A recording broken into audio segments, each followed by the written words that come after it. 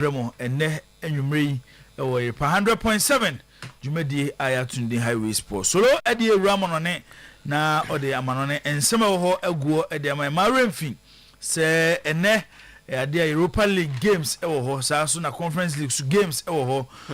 Solo boss. The NRC see any boys in Israel. What is amen? And then they are monk. What is amen? Was it Nadia Menko?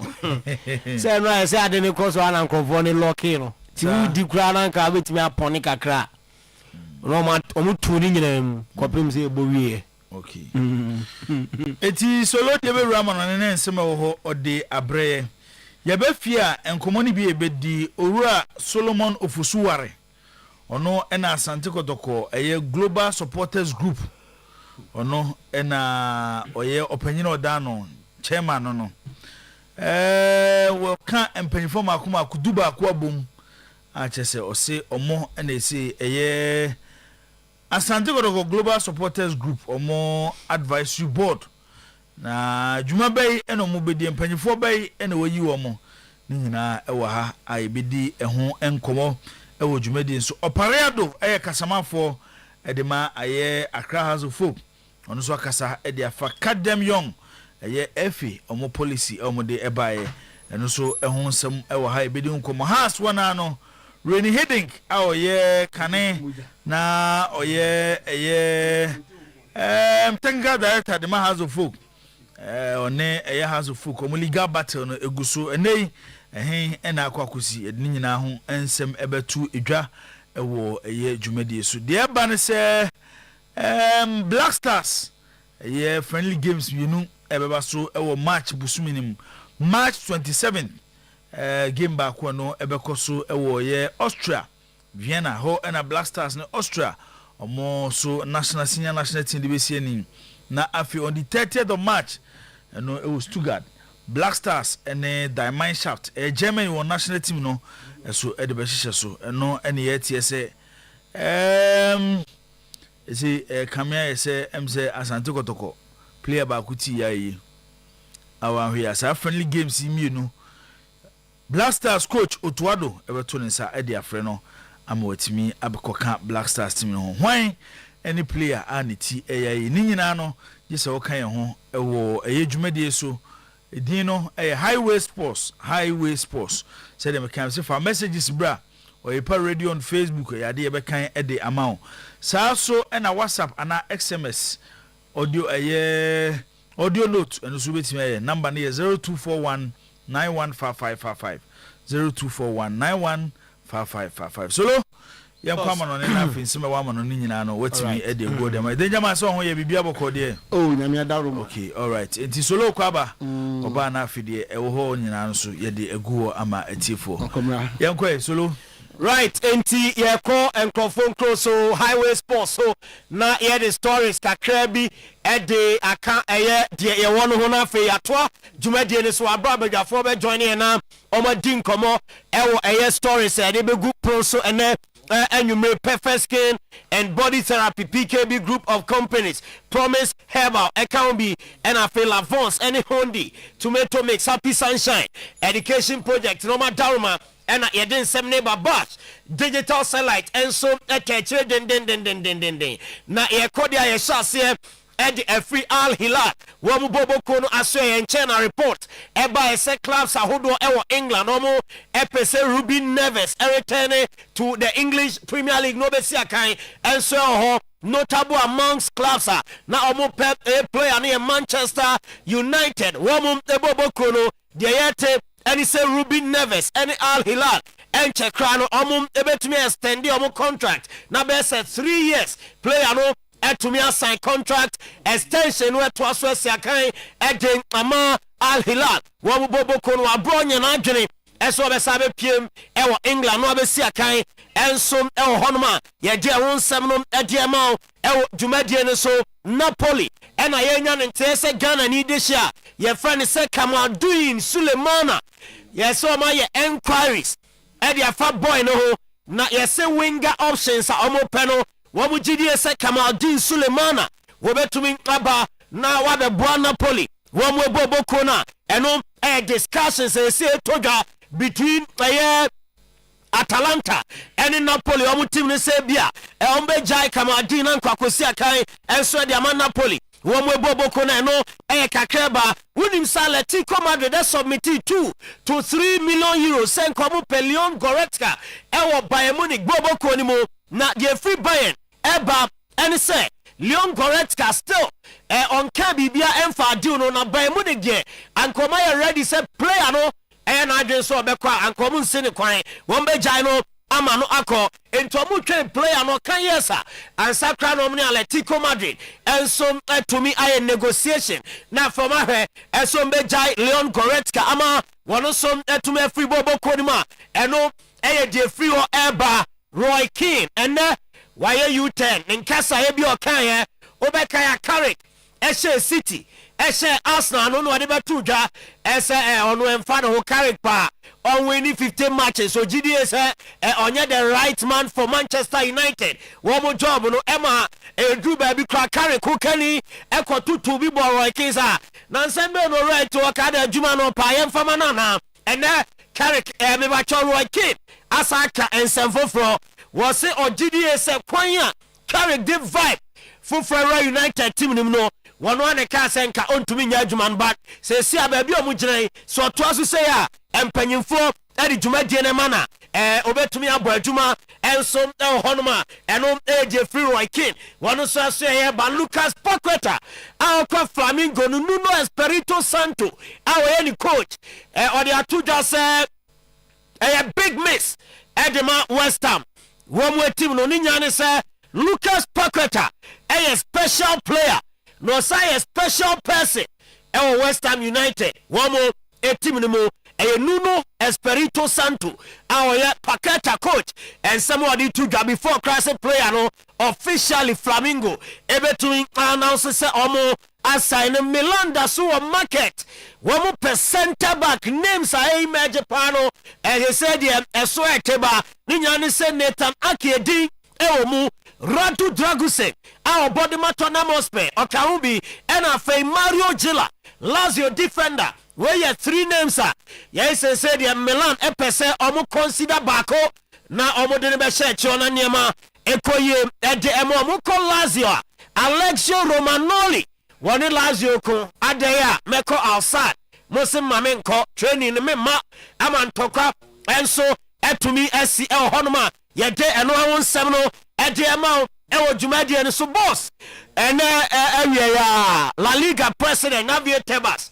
wakodi nkomo na osi o ma usan crofo pirate La Liga games no ene oso obi tene dem o training fun na games in a green internet so no mu heavy and they say there wa obetimi report site bia anaso obi o pirate games no e man crofo nya bi hwe no 50 euros and La Liga and the bema way Javier Tebas nensamo wono so ede etuga Villarreal manager Marcelino Garcia or say Thomas Partey na mianum no kreni enye asna Thomas Partey no mkoto no or say moya dire dia ma boy no ontimi en compete with the pace of the La Liga and no Villarreal manager Marcelino Garcia wono so dia o dem eba or say no nim say we are say differences baby na sad Partey free asna be nanka omo nim say na be dia anka omo kra no womo ankoto no na ogidie SM ogusu eseto of Villarreal team ni mo man mre kakra arese bia niema ebekoye ejiama no but ne honest assessment any say Partey na omunim no asa na nyesa Partey na waba Villarreal a osi akan eje emomo no Marcelino ne nkoma odia yedi ebi emamo ewo eye tumaje no so perfect skin and body therapy bright pimple stretch marks nenso ben ko tattoo and akra ni nyina be free skin and skin no ebe kama body slimming stomach reduction body enlargement and a flat tummy uba yebe ma obi na body ni shape and so aye kama kuma say and cry any takrade your branches ewo 0553 312 911 and a 0272453535 PKB group of companies brand new car tires brand new car batteries say and a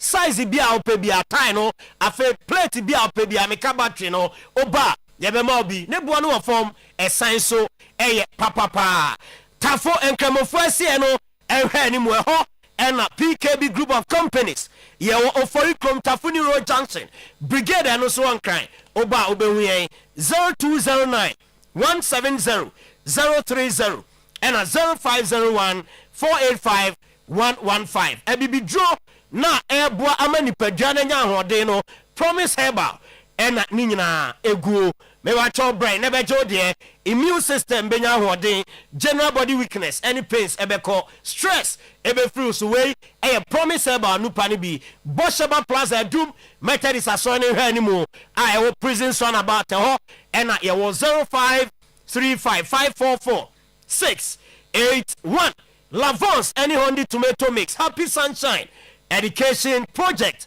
to Lavance ni Hondi tomato mix oh yeah aduane no na u donate 1 city e de aboa education e wo Ghana ntie nyina yemwa na addition ni adekere entumpo e wo my Ghana emu Bash digital satellite decoders ni nyina ye yaso e na eguo begibie live matches ni nyina e wo so La Liga ya omu esenkrofo parity ye de no de de ya je from the right source anyway decoder and so abenya bi na wahwe ye installation amount ye wi ane the recharge and so at the account report junction ship mu ho ena ye wo 0200 05 0848 0556 287757 perfume shop attendant yegusua epe ewo edum me wacho oba bema wa we available bia no friend numbers we na ye no endi enkomo 0548 557 280 and 0551 423 190 and your numbers our friend na yamo adwuma aye enso ewo adwuma perfume shop and na ye do corner onso wakoye adwuma eno eho ensem eno no Prince Redu ewo Ebenezer Methodist Church I wa boaso ene Prince birthday ti ye wish Prince a special birthday Mr. George Adongo and so underground and surface manager ewo Heat Goldfields Limited I know ewo Pristia and so ye celebrating the 40th birthday of Mr. George Adongo happy birthday Mr. George Daniel Kuma Chopper and I say young wish you a special birthday nti show no to aso edi amam live on Oyerepa 100.7 on Oyerepa TV live on radio ubenya show ni bi na wahwe enso TV ni Facebook no chopper bay me am chopper me sure Daniel Kuma chopper yeah sa kwa na na say do who long chopper okay samina de ma on every Kingsley na de buy came up okay came up to me tell catch office near baby chopper no chopper but chopper do na yi man na ya charge no sao ai timenko came up okay okay danger akwa baby mejo so boss enyoma boko de kakra polo shirt efe shirt we nwan we ni pa to de na efe to ya asha mami ele mi huda we mi hu so ashada media bedroom papa wa sha man shirt ni timi kasawo we dey atwetwe na pema atwetwe bi but normal esa dia ejinu na je say akoye clear say ye kan say chamasoro no wonte de circus ne kan no oguso wo ye adwuma ndo ye na adwuma oye na adwuma nti no sakifo no mo bibia omo sempa so mu ni bibia nso a ono de officer ni so de hunu ne sine ni so no eno ano no all drive ade no na body say be a cycle for wana na so no mo a cycle ni Chamasoro is still a circle member bibia is say when it comes to as far as the circus is concerned he's still a circle member so no was or a patron of one of the circles So almost say person go cycle see there. Oh. Ne ten and so na nka cycle. Say eno no so ye nkofofo for view. What I say based upon senior omuhu ni say oye no ma na mo no otutu no. For instance, who say advisory board here where you woman. What hwemu a the names completely independent from omunya nkofo a omaye close to the supporters front for some years ni omo who the unimom apart from about 1 or 2 or 3 beer I say omo bank kakra most of them omo that much close to yes be omo kotokofo but in terms of a normal emphasis supporters say about supporters say bia who say supporters mobilization you say be supporters ye bibia omo nkofo a what should that ti omo di omo na so should the hu omo saa so ho enti ye kan patron for yi say was sideline omo ba kokura am enti yenye strony Asante Kotoko global supporters group ene opanyino dano chairman solo wayi empanyifo makuma kuduba ko 11 11 member advisory board to promote and steer the club's global reach. The advisory board comprises accomplished professionals, academics, entrepreneurs, and community leaders with expertise in governance, sports administration, law, medicine, finance, education, and international consultancy. Tomo kati across board. Yes. Or say it's a strategic guidance, strengthen institutional government, and enhance global competitiveness.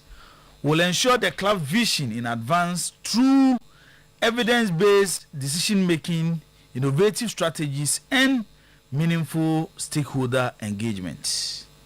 In team Penifo Makuma Kudubako, our Uomono.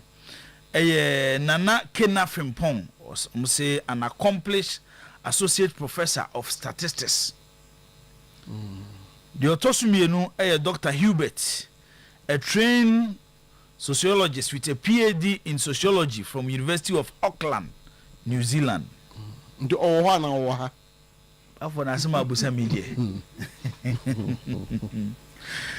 Professor Joseph Opon Akowa, the head of Department of Agriculture and Biosystems Engineering at Kwame Nkrumah University of Science and Technology. Dr. Daniel Uswansa, with the Miami Daniel. So I want Danny. You know them. A senior lecturer in the Department of History, Political Science and Public Administration at Kwame Nkrumah University. Jao Chinebu Akodua, a dedicated professional and a strong academic foundation in the social science and law. Dr. Isaac Donko, send the Dr. Ike. Dr. Ike. Anambwa. I want one. Okay. Pakiki. There's a Dr. Donko Ba. Dr. Ike. Dr. Donko Ba, Dr. Ike of Pakiki. Organic clinic. A trained medical practitioner with over 2 decades of public experience. Dr.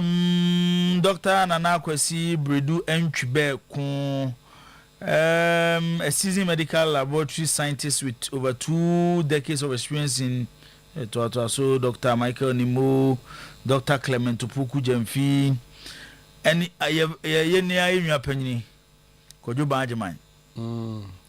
Former CEO Ghana Digital Center Limited on social hobby and Ezekiel Bunsu Boache winning penny for Makumaku Edu Ebakwa Chairman Solomon Ofusuware Nenim penny for a say Omo and a babetna Asante Kotoko Global Supporters Group no Mobabetna Sro as board no Mabuano Matnet and Yoma.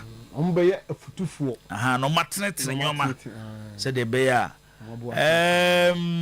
oru a chema ofusuware na nisuade hunu a owo edema Asante Kotoko a supporters chairman no enyoma nyina betimi akọ kama na ahwe mpanyifo esusu a obi adibre no carefully select obi a akọnanim kama pa but Asare Prince say opese wo de ne ka Yeah, 11 wise supporters group no. Omo WhatsApp group so de ka ho. Oba say me de ne ka ho. Aye. Me nya administrator o.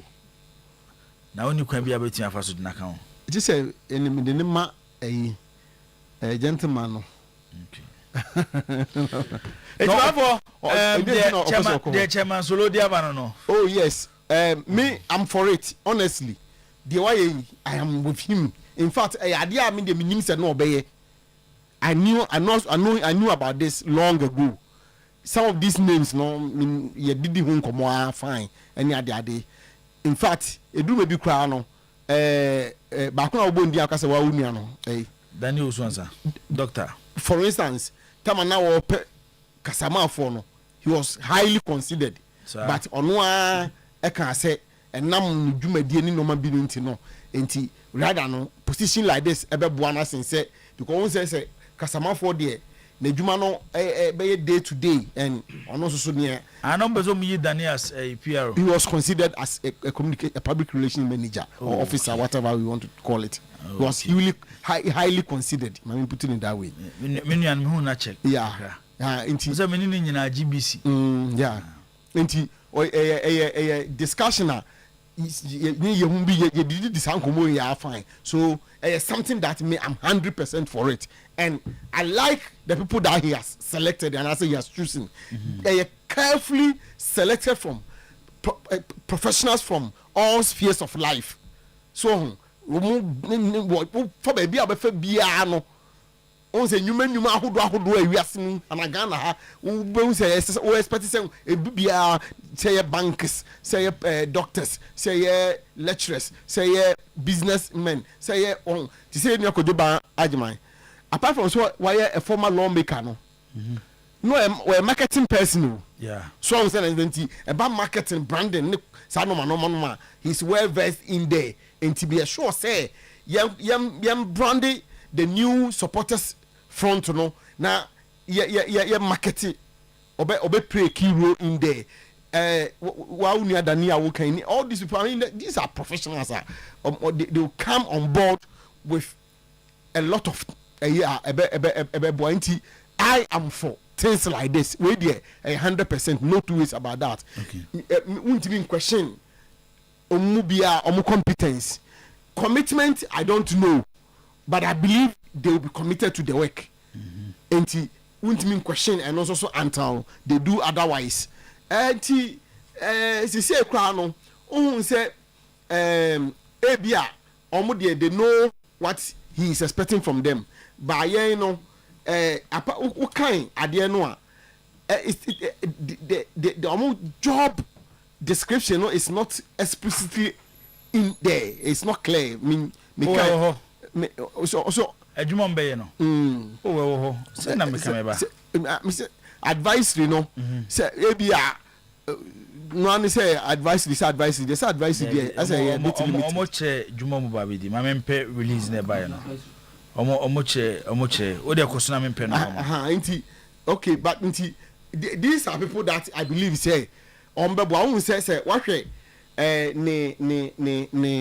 ina efensen ne team na ono mo ye adwuma as leadership na and also our professionals won kakra fine me nko me well versed in a lot of areas a bit more bounty.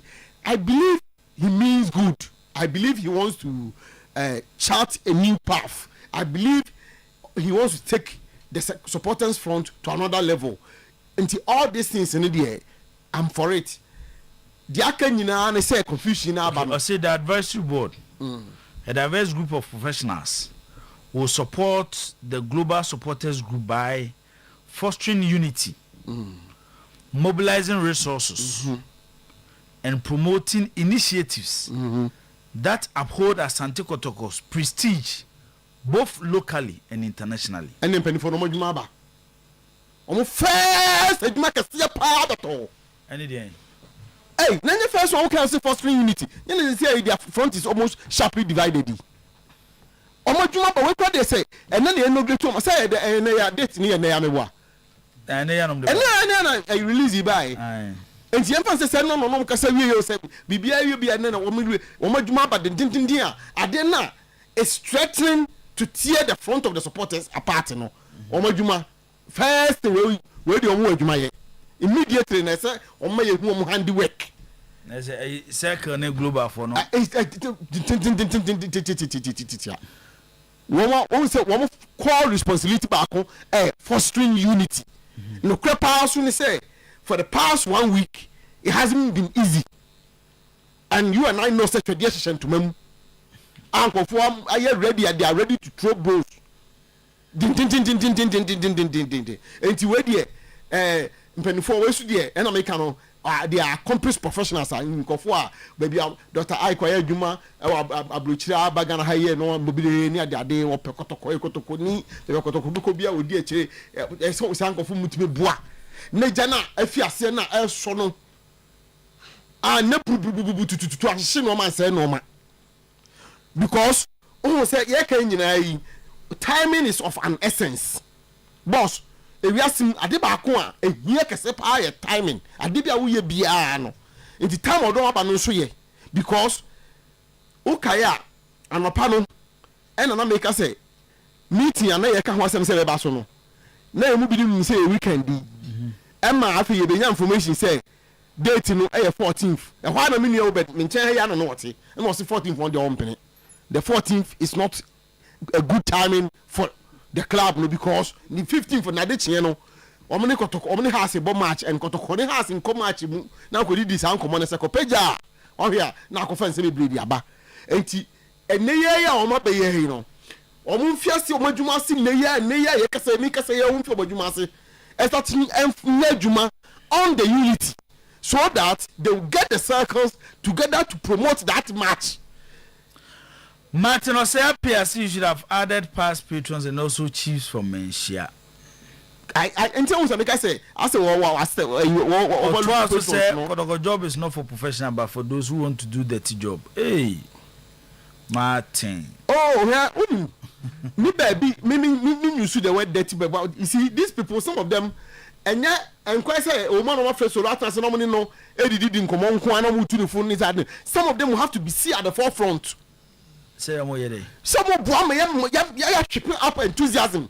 Keeping up excitement to drive the brand Kotoko back and get people to accept it. Solo on the management. And I'm saying, board they say they don't come out easily to show their face. Some of them sometimes they have to be seen at the forefront.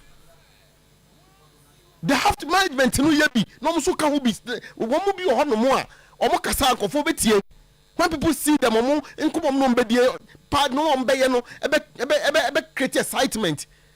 So some of them will have to be seen to be shipping up excitement, shipping up enthusiasm, driving the brand Kotoko, creating the love, bringing the love back for people to want to be part of Kotoko again. No more buying in implementation. Also, that is the point I'm making. Yes, I want to feel no more pushing for someone. Those people may even not understand it. To do baby, you are part of it. You move around. And to minimum and yeah, they say, do a beer. And yet, gentle office standing type bonus man, baby. Let's see you moving. Wow, Kasankasa. Would you dance say some time ago? Ubon say Herbert Nankasa. He visited the circles by himself. It say unannounced. He found out Saki Beno meeting this weekend. He was the CEO. No, I'm saying you see no Yama day-to-day running of the club Nejuma but day-to-day running of the circles no Nejuma but who say ordinary it's not to the benefit of the entire club itself. And you know, can obtain office no run a club on day to day as the CEO. No, he decided to go to the field. What he said? Nana Pinkra. Nana Pinkra. Sorry, the baby agent is the one a habit. Nana Pinkra. It's one as well. Which besides board of the Debbie. Me bacho Omokahubi. You see, we Kotoko ball no. You see Kotoko. Apart from ball no, I be ball parking. So which is it to master is obey chiro send ye no. Na na Pinkra mo dia no. Any omo mo nyina no. Anyhow to present kotoko in a manner that ebema ubetima ton kotoko de nya sika na afi kotoko betimi are related to with the international world no supporters de no any say kwa be fa so a obi a ope football obi na nige football ho obi a identify ho with kotoko na bia bibi nti ontimi mabie mu no ye be fa kwa bi so be fa de abaye do be kasa aduma no ho a ye ntena office uko field de tiam wo yi kakra ne say eno na ya ebe hu abon se board no ya push o ma momra na mso makire monim afo bo hu na board ni si wo na nya problem. That be me they making they will have nothing to do with an up in cra because much money purely supporters work and let me say your advices on be to chama and food there now so do baby oh na nim de no afutuo no de ma chama no maka hu bi ni akwa implementing those ideas no so that ebe ship up excitement ebe ship up enthusiasm ebe drive people to the stadium because you see that they make our no single football club no we asim ha the major revenue point bigger than the gate or why another revenue point bigger than the and then about first and sana all others number because on any day as clubs no stadium yes Barcelona we be the stadium because we believe we say get stadium where ma obenya more money Real Madrid o si no se wo biem and then Manchester for some biem Liverpool for na Anfield end no more community bi kakra ko hye ho na mo 40 something thousand na 60 something thousand.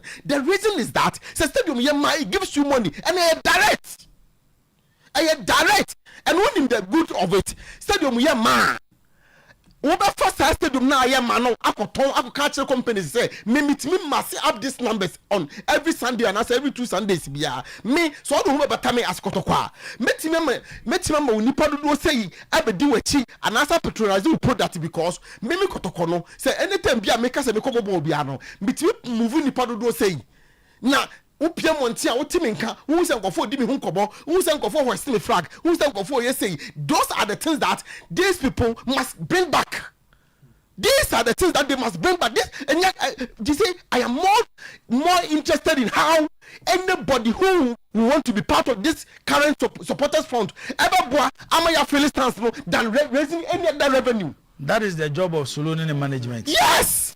But not and them say omo betu ni phone or another phone number 2 no phone number 2 no more guys that be do be omo ko field ni bi omo so fam hu they should also play part, they should also be part of it. Omo ye hu omo dey qualify ko do ba ajiman former MP no appear in constituency no aka chom say chale next Sunday kotoko match chale bo ma ye nyina aye mo ye hu na ye nko.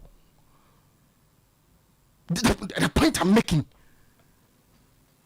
we ready maybe I'm ticket to meto and I be am tienti am fa mo the ticket no I mean these are the things I'm talking about. Okay Deja me da say Obed mamintie we Edina Babontin it's quite interesting as is normally or the traditional kotoko format when naming leaders. Yeah, that's a way difference kakao. So traditional kotoko format no benya on hinibiwum. So I think one of our listeners need this attested by normally na e kahonsa politicians bebem kakra sometimes somebody from the coaching point who are ex-player be dimbem who are coach be dibem or hini be dimbem yeah and anka acquire circles and be anka former chairman be when it comes to dealing with the supporters you find say nintias you know e was ro kakra no ka be nya bi e dia fra setup no but these names are a bit different kakra Jibo Eugene Adu Poku so futu semne research am person mo yeso. Sunday I had an extensive conversation with Chairman Solo Sunday after the game. Okay, say I feel cry no be advisory board and also I feel no be team ever handle constitution. I would have to talk to him right after the show to find out because on say it's a global phenomenon constitutional. I feel no more church homra any elections process any idea I feel no more babe yes and your money in go. So I quite remember say Matisse Chairman so Lucas on person 4 years pe because ohun so no na ebe hyehyɛ mmara nti owie na osan ato aso a aha no bi abeka so ahyehyɛ to suit him. Nti they have a lot of work to do. Jibo, we these are solid names. Our profile no doctor for ne wo no Dawson.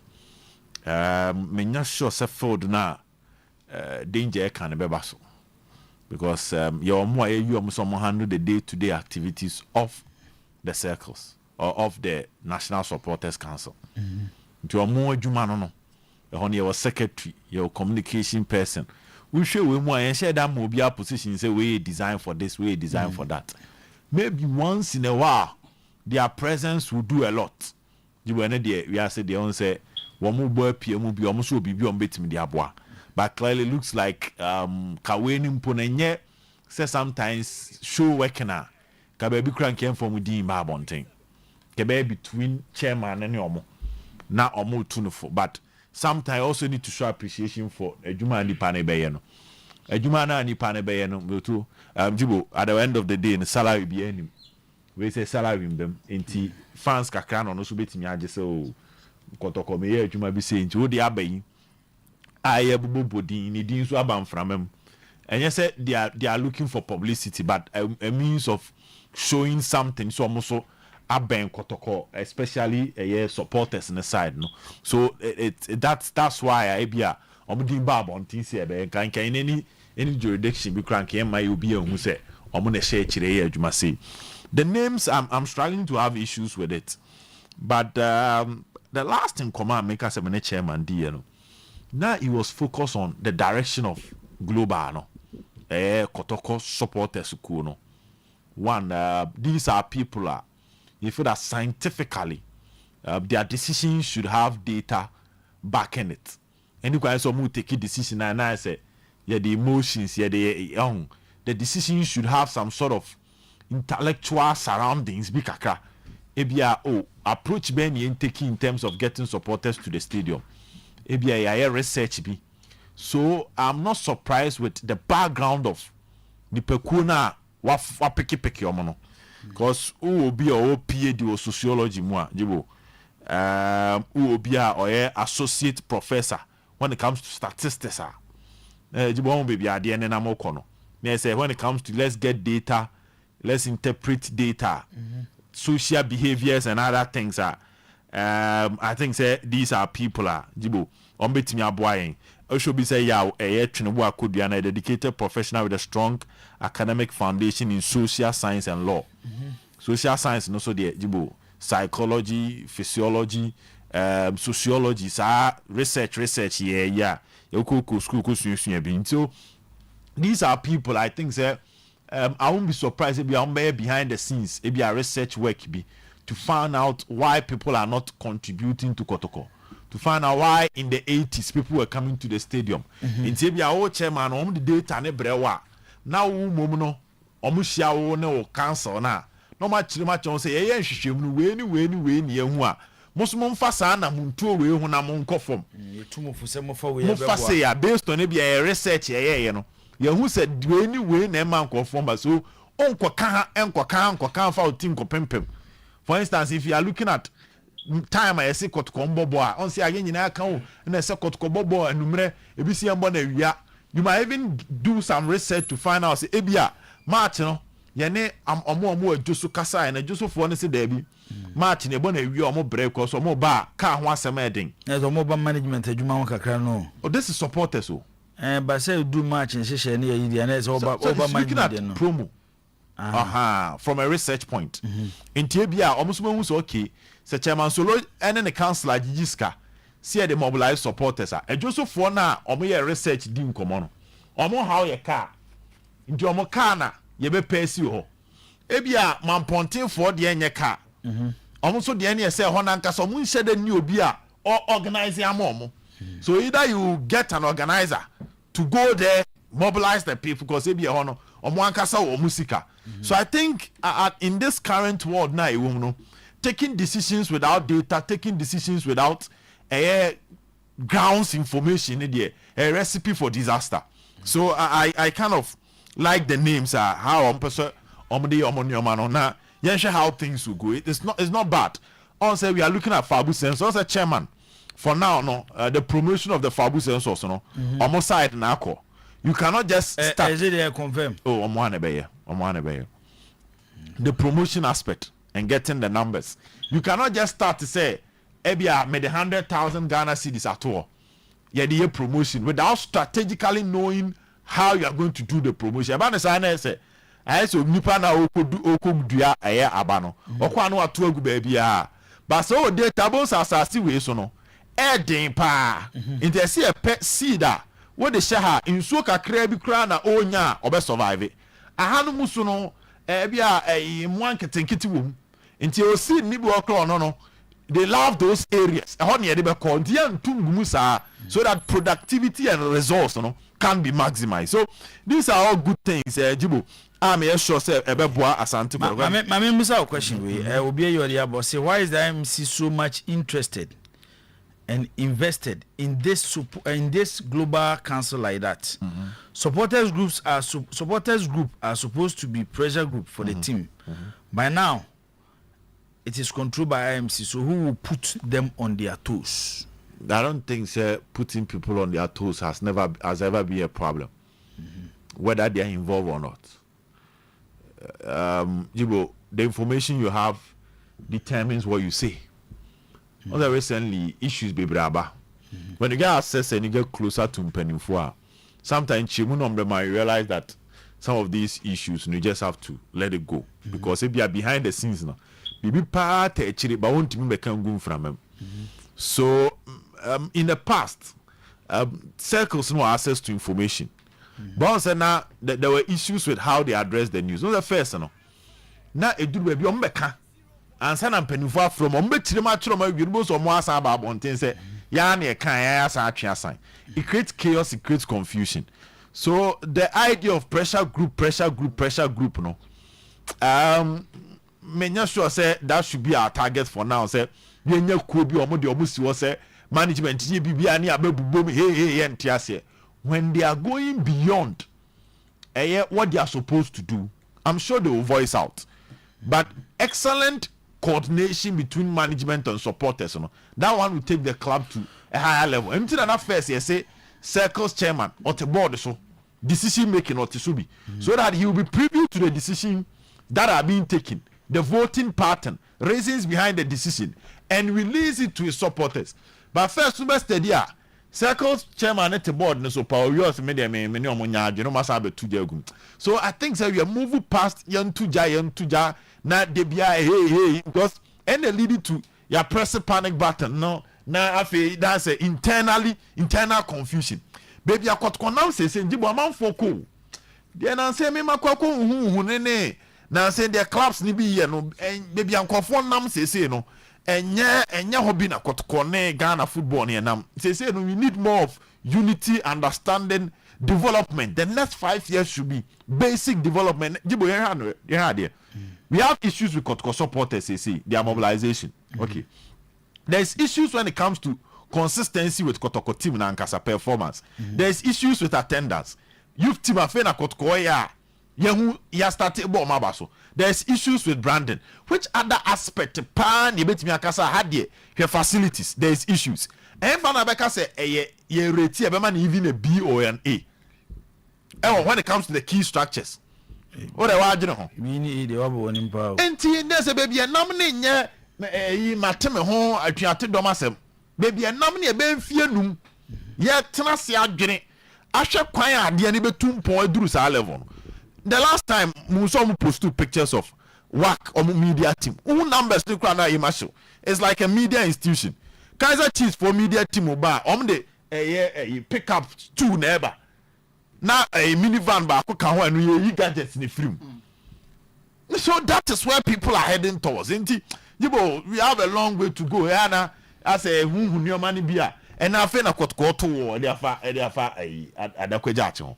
last time so work Obu post to Hakim Ziyech the training oil. Look at the place. Share video na he share the environment. Na share Kotoko there. Jibo in Semini Boa. Obiango was board members at forefront who cries doing Kotoko. I'm say about for church say anyway. Deniso Kranti, Deniso Medase, Meton Kache, na Owaha Nasa Oko. Martin say up here, or say I'm at Liverpool, but there is no supporters board at Liverpool. The stadium is always full.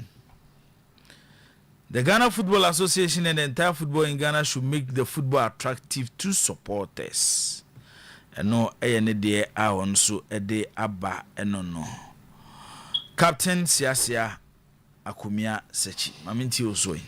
Oram that's it. So Makuna. Nampacho that 11-member advisory board no. Chemo we na say ba ka ho. Say nya babo nti de nanyen. Because now me say 11-man advisory board, not 11-member advisory board. Now Asante Kotoko ewo mahu oba bi adin One oba bi adin. Man take mahu oba bi adin yes. Of course say institutional both a man and member and a woman. Ana omo ye Kotoko say sekisi e ma ye bebre na say global e ma won bebre na say various groups o ma bebre. A man of my mammy, and they know a ma way of thinking. They understand a ma way of remember at chance of mama advice for other or also by how a ma ebene any input or the baba not but carry home. Then they put it across. There's a go for Baba Kunshi. So Baba could be I was at night 2 bias towards a mammy was then say mark home. Mema kwa duba akon ya nkozo ba bia awu asema wonu yekan before obey number 1 tester no so Liverpool no yeah we dey handle yeah better beautiful no because ba from bacho but into Obama come respond to it. Okay, very well Matias me pacho chairman solo ni management team no me adwuma no emawu that should be fine. Seven months home. But yet you form where advisory board. That should be fine. That should be fine. I think that on your be na agena ma to make an 11. Escape go to become 13 yeah ma me no be kan ho because at any point in time somebody you remember but yet your 11 a member board member nko you know omajuma 2 different adwuma we management day to day running. This is an advisory I don't know what said they won't be but what does it I had to know some member management that should be enough no cannot be fair maintenance no but going forward or goodness again so ebeboa kaya say e macro one we be no macro ya kodoso mpo yours a my population no yeah in this part at ya doso pa etu be nkwa na be e macro no ya doso anya sakra na say man if you cry na at least all your consideration as any man also consider these academians yes fantastic me issue with any one of them some sha I say I don't know more for quite be first one for who census no what I say be more but somebody was talking about we are giving you a former supporter leader not necessarily a chairman but must organize the bimpo but must say chairman po but must say secretary po or yeah adwuma no ebrebi atwam a mo abetuma ka se nipa we die na adwuma wo ye no ono also understand the supporter behavior especially as to supporter behavior and how they do their things it was also one of what we be their support these academians are getting bad so but you know also who ya dey bi sa na say why for adwuna on kokko ba bi sa na bi yehwe omu book nko ane ade omasua you the results because nipa we no go deal most of them illiteracy and I'm not I think global info analytics we almost on MPP delegates about not the bigger number chunk of delegates illiteracy what I say JSS okay JSS can illiterate right JSS leavers the higher number no represented that so you know they are thinking these are the people who may the presidential candidate. I'm not a president. So you don't belittle their intelligence. But the academia, no, doctor, professor, associate one, you will not get the kind of result that will pay. Because somebody they go as all go a form any sound for no. We are more education in this one, and the codily. As it will be our tisa at the end of say. Because at the end of the day, it's about the numbers. To get them on board, somebody who will not deal with them, how to deal with them, how to go about them, how they behave. Or chipping us up with the form BB, our advice, the chairman, and then they go from our yeah. It's understandable how we call. As you know, sir, may respect you more. Now, me J or more level, no, no. Beer. A future beer, there's not sure now. Sir aspect, no, any of a mass aspect, no. I think they bet me abua. Apart from that, no, I don't think I have issue with any one of them. Okay. Especially so many prepare to support. But the idea is that we see for me man there. You tell me man my way. So there na Ghana ya na de bia no bia ko jori adwuma no ye no. Omo adwuma no so me two chairman ne fofo. Omo atumi formulate bibi. E da come chairman. Na chairman ma no more study. Na omo implement it. The omo adwuma no kwa omo ye no behind the scenes. Anyo omo na e ko gina se e bia kojoba ajima bia ko agogo.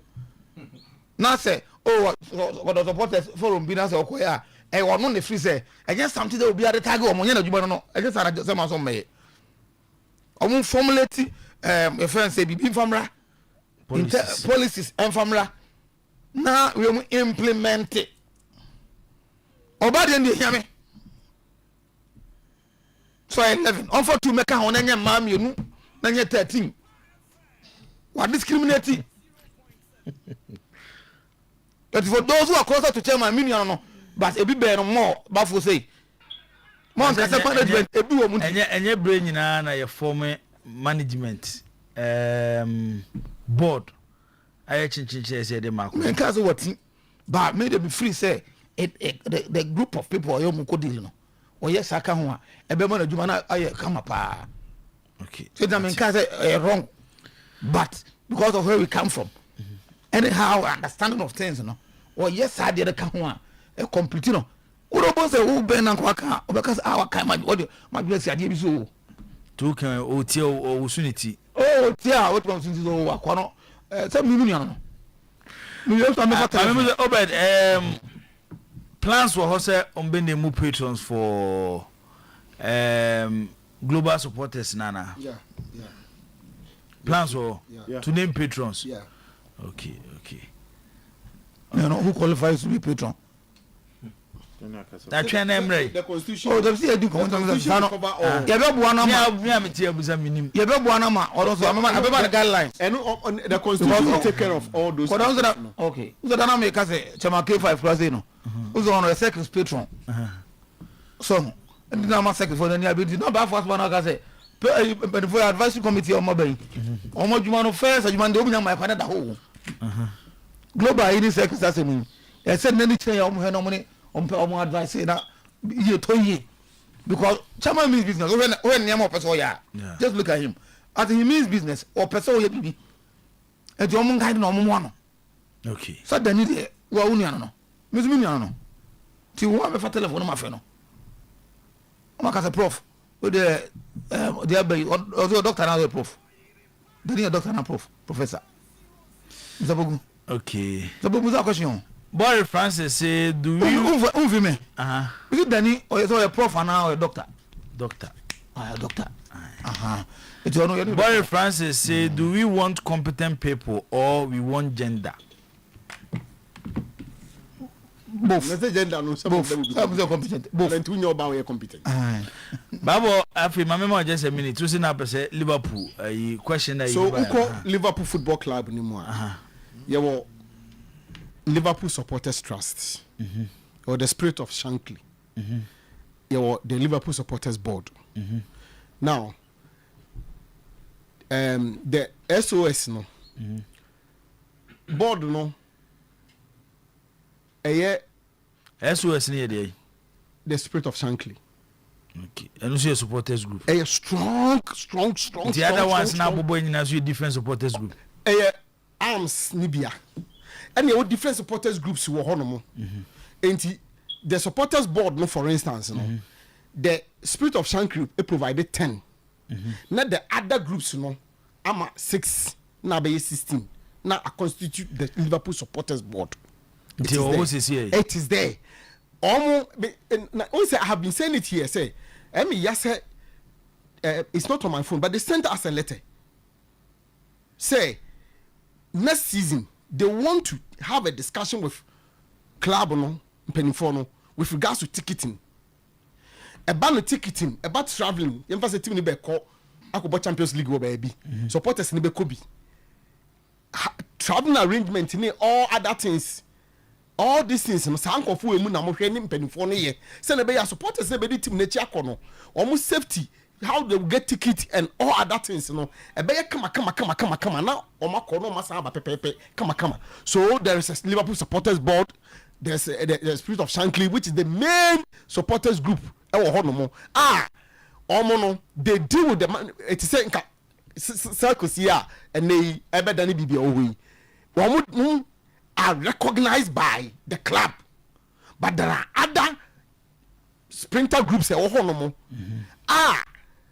also recognize the we patrol team as an American. The your Liverpool supporters board. The Spirit of Shankly, the SOS, are recognized by the club. The club deals with them. And the supporters ma can be a mobata. Oma for me a board. Some board, the Spirit of Shankly, it provided 10 members. Because only the biggest and yes. Then the 6 to make it 16 who comes from the other sprinter groups, we patrol what them channel. More slot. Say recognition. Liverpool. Oh, say about the 6 in na. Ain't for instance, at least Tama you organize the Liverpool supporters meeting. RTV3 recover life they sent us a message. The patrol so what you say. Me kai say na me ne yam pofan ka di hu nkomo. Omo emayen conditions are a bit elevated to another level. Once I start as a ABA group na mo peja no maybe we have yes then you get to a level where most so at least board no be recognize them say mo so yemi mo. E pa so what them tenase. Minim say if you tip me point na say until you may be a supporters group somewhere among some of the monomatic crew amontim baby obi am stop obi am kan say mo yabo normal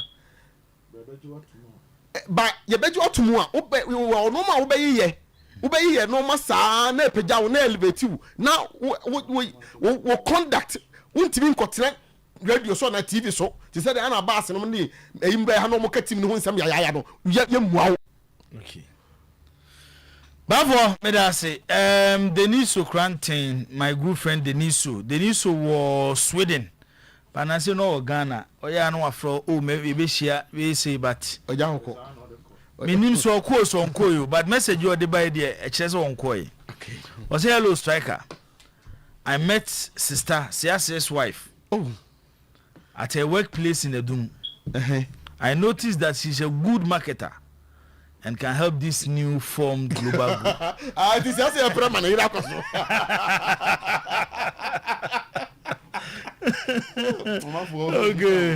Obiagobi say there is not a single individual under the sun that can improve attendance at Kotoko games when the club itself is not attractive and properly managed. We can even name President Kofo as a member of Solo's board. And it will not bring a single individual to the stadium. Okay. Yantwa yankomo ne so. Because say interrogated that statement in Kakra. Obe moyen the attraction or the attractiveness of the club no. How does it mean? Because you see, club ni attractive no. Eye normal ni pay di ho e bata ho. E di kwa bonten sama mo kafa ho ntacha ye to gu ho. Ena Danny, the attractiveness no if the sing song one that projects positive things about the club, it will catch attraction. Of course, football no more on the field of play, no, a role to play, and I understand, I accept. But when football no more on the field of play, no, if you want more, the branding of the club in terms of their appearance, communication is no. Nipa omo be team no, in some one kafa home, one key part of making the club attractive. Because they be in talk with team, they be women, they be away by can say obi say yeah. It doesn't make it attractive. And the attractiveness of it, no, all encompassing. And yet management in Kwajuma, all encompassing. Every single person who identify himself with the club has a responsibility to make sure that the thing becomes attractive. And to contact one kasa one year, one appearance. How many times Obey Kofi? That's it. Where Kotoko Jesse, I will be and portray. Maybe second me, I don't know. I'm just posing a question. Oshe. Those things are part of making the club attractive.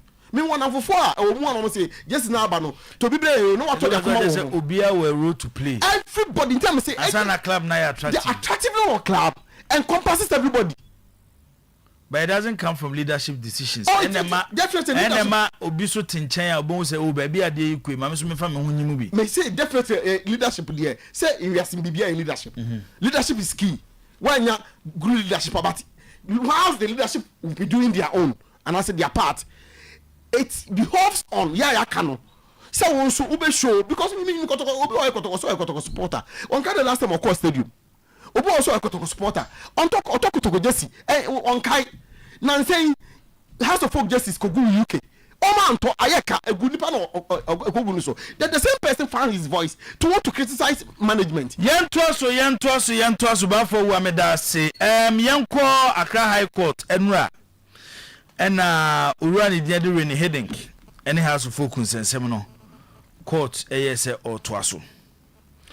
Na omudru hono na ura hending onene lawyers omude oma file omo rating dada has anya omude we no mu piapia ya so kebeya anka court no ento aso no muni asem no but judge wotena adwam e de ato afanu mienu anim se oma kwanya so munko fie no munko siesie anye ye mumom nom de aba court eye susu a no mabeka kire court se asema ye ko kan no nyoma akoyi enu nti o ma join the case no e de ko 26 March 2026 ye wumi de nti o ma ye ne sa ne se o mama has ene owura Reni Hending ebre so munko no munko siesie eye ensema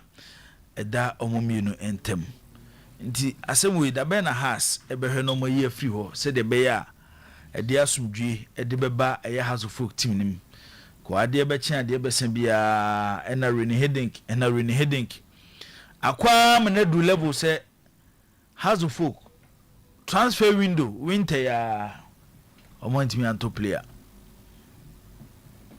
da be eno mbe sisi sa asem we free ho sky so aye kan ho asemi for football club kasi te say has dey sen kenye hu say $150,000 say we dey nye hu na afia dey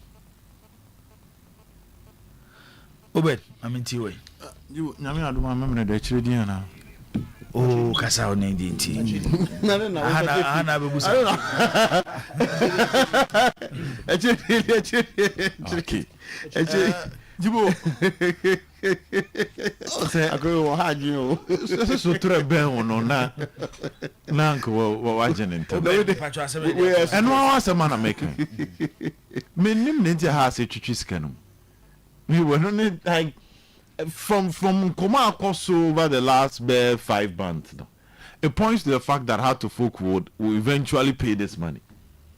It's scarce of butia and yes car don't make me decide this on and then on much because dollar no I never china through I never china san you until almost anything and when you be our straight they can demand interest because somebody interest account and interest but after the judgment interest in subsequent months amuntua because ebi anko no scan oje anko de kwa koye bibi era ke ne bosumi akatua amuntua o anka no beti be he ne ma didi nte se bi akobo bosia ma bosia no a o de hwe no ho ye discard to so otua.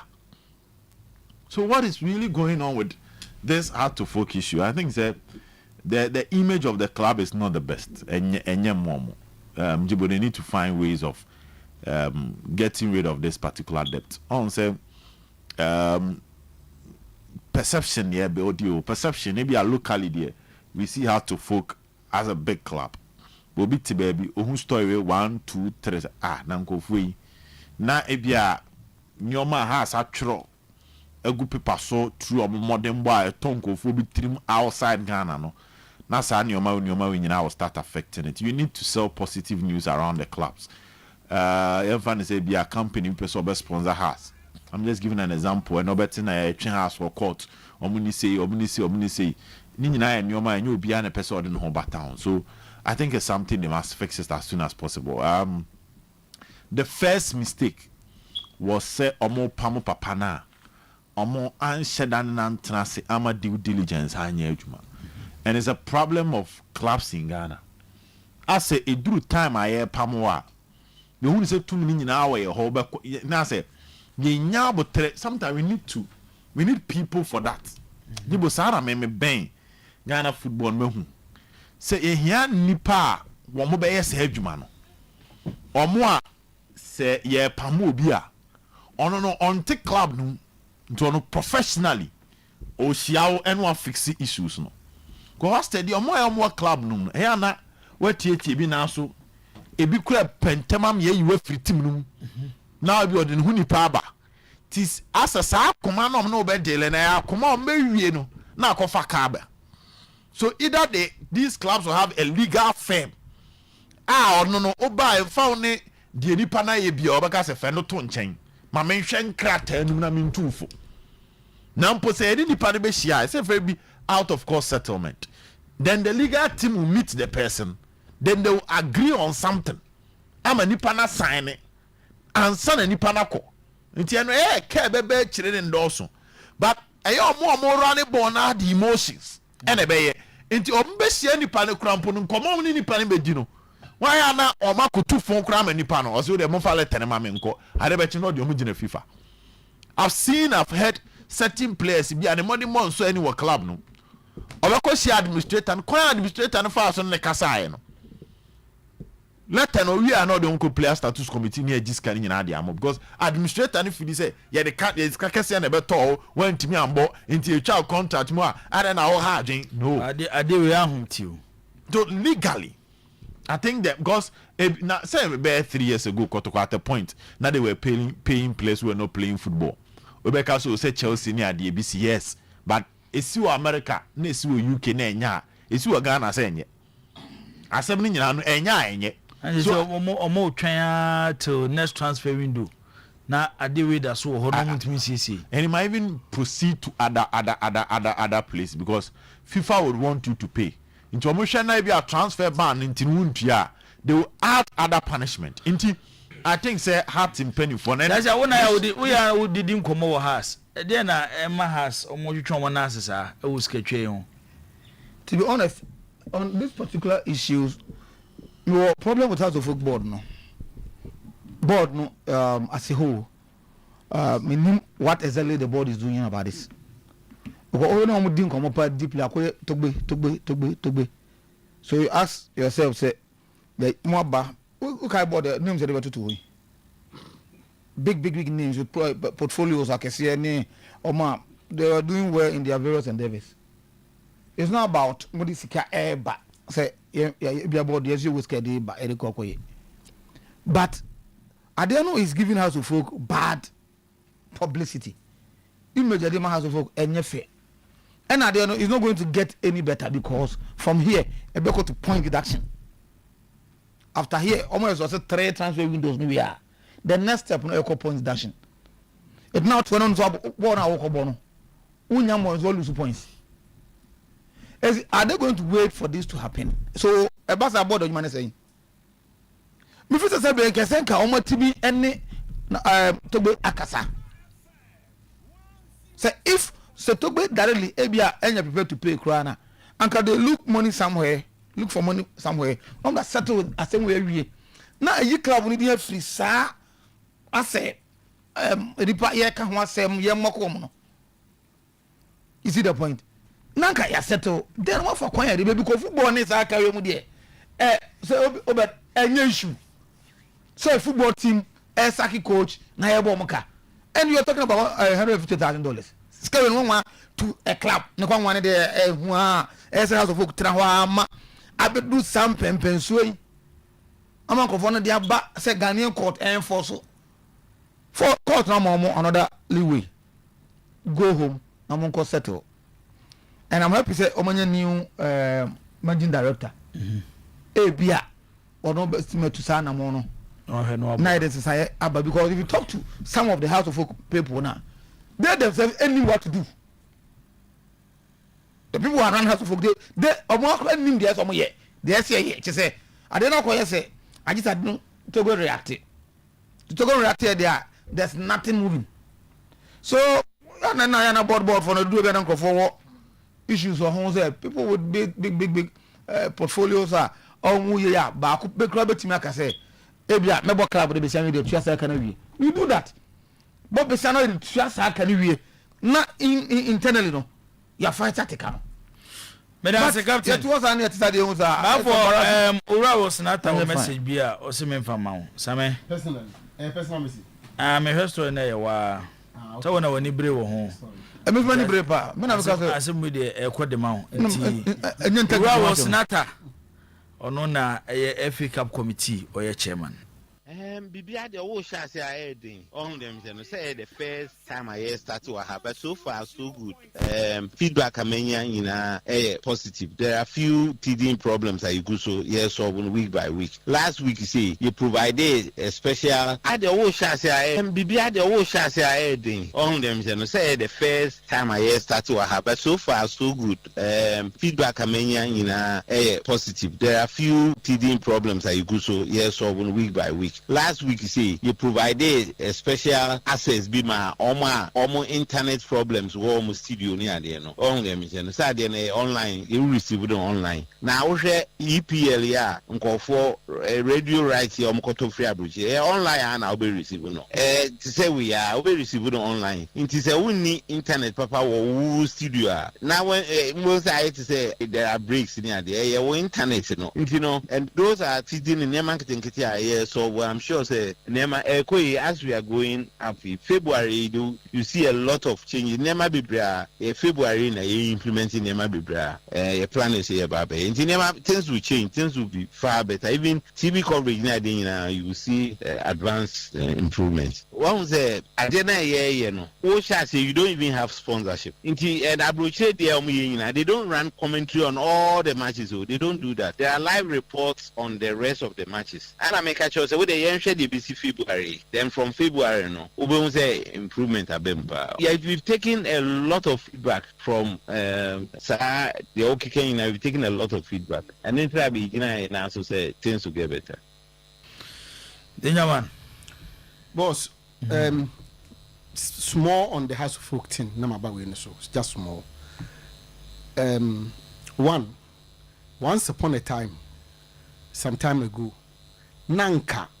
Anytime be a house be going to this kind of financial challenges no so to be anywhere nipa na or stepping in na actually not to be a reimburse no on a movies and so do tay and they were jay I went to the wise this is enough the academy jama has supporters no again has new MD no he's playing some fine game because to be the nibufu yes I can say to be yes can into ya but the immediate pass MD no mess up and the before by and to be yin and final the BCBAC but the new MD smartly is moving sir young fale yen statement of defense ni nyina no part of legal tactics ni bia what they are seeking to do no ni nyina won say court na ma ekwan monko na monko ye pay out of court settlement ni nyina no to find a way to generate the money or raise the money and then sort things out na ABBR on say wo hwe sa a boy na friend saying boy bia ni de ba na saying anom se kobo ko fifa yi woman say on say need the FIFA sem no die because the MD has been able to resort to it. I understand the say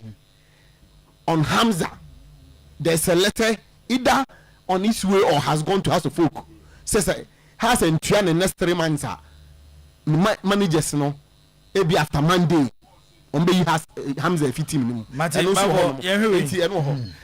Wilsonata, he was once upon a time my boss. Sometimes me cannot say my name yeah because as I say me run my boss down. But boss, the thing you brought has failed woefully. She said me because of this commentary but commentary and Obeka down maybe both stations are not no or more yet to call you. Obia Obeji Mechini almost Akuma FM for say last week or man half commentary from Omu studio. Me say mo ada Akuma FM go for go nyam for no homo any listeners me say me boa last kotoko match ya Kumasi Hassan na Miken. Half of the commentary was done from their studio watching TV. Me see kind I didn't see because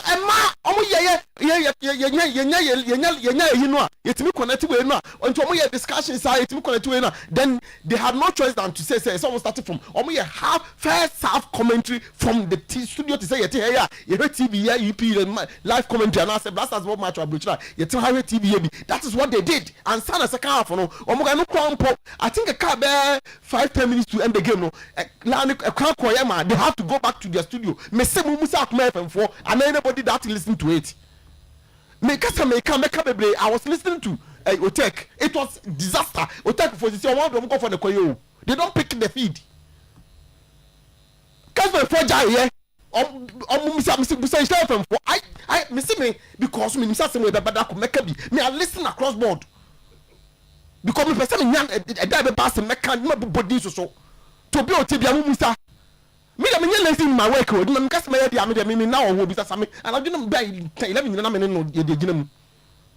me customer ya me bisa me say ma just last Sunday got to match from stadium to Akuma FM. We be Akuma FM. We be now Akuma FM say we were say we do so crowd stadium now we wouldn't so. Yes, and I was okay. So we were crowd say so we do some from stadium to Akuma from crowd we still enter no go do. It was not coming. When I started not failure. Teacher see my failure. What is I that? I did not fail. It has failed abysmally, woefully. Okay, so be working to improve it. I get any problem. BBI start here. You encounter challenges, and then you try to make sure say we will improve time after time. But what starting here catch no. So I didn't any year. See can BBI ni for be any year.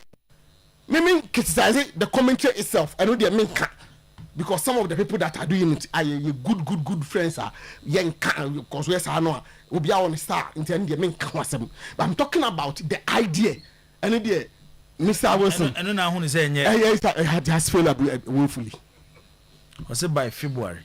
Yeah, next February na na woman and your mother come and I will the date na Eugene Adu February and the date you saying and now 29 February they are saying okay. They are 2 days.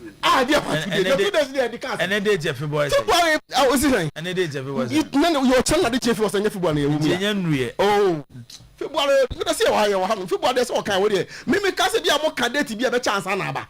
Tina me case February no na je ni me aka to ni tia February da woni upaka to ni se hu February.